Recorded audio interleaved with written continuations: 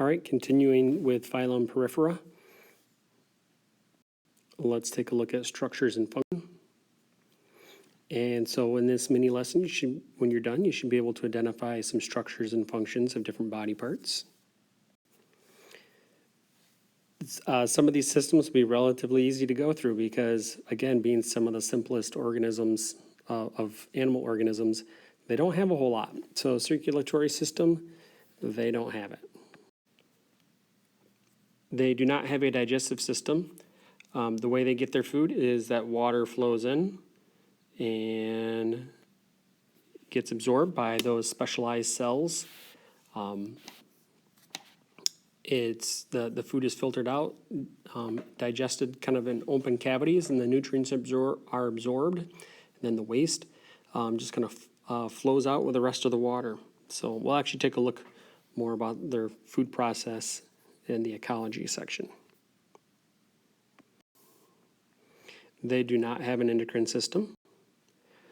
They do not have a true immune system, although they do have what are called gray cells that can release toxins against foreign cells that come in.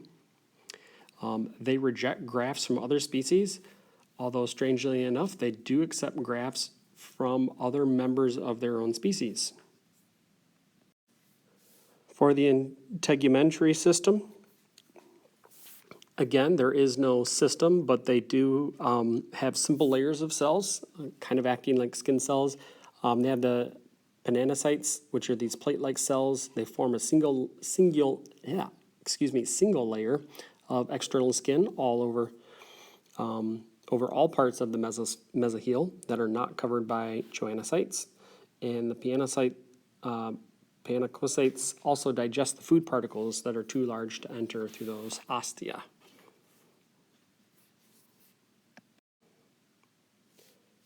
They are invertebrates. They do not have muscle tissue. They don't really have much in the way of tissues, but they do have kind of a simple skeleton. If you think of a skeleton as being a fairly rigid structure, doesn't have joints per se, but the mesohyl functions as an endoskeleton in most sponges, and is the only skeleton in some of the soft sponges. The mesohyl is kind of stiffened by mineral spicules or by spongin fibers, and in some cases both. The spicules may be made of silica or calcium carbonate and can vary in shape, anywhere from rods to kind of three-dimensional stars.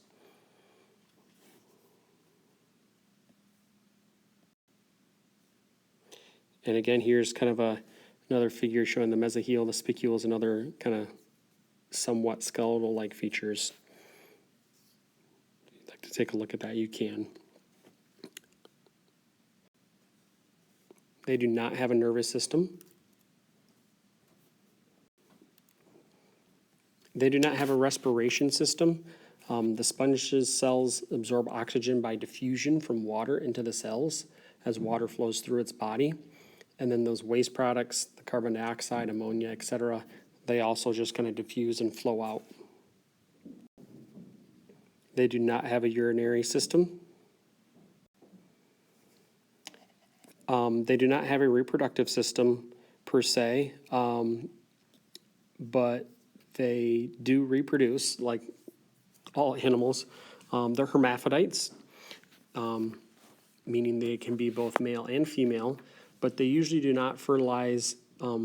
They do not self-fertilize because they produce those sex cells at different times so that they don't self-fertilize.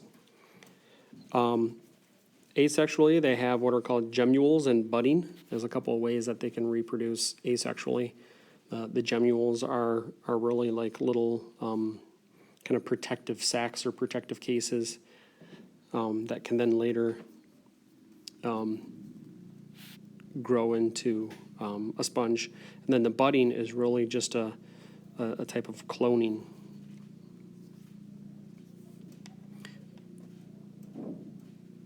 Okay. And sexually, when they reproduce, the adult sponges produce eggs and sperm in its choanocytes.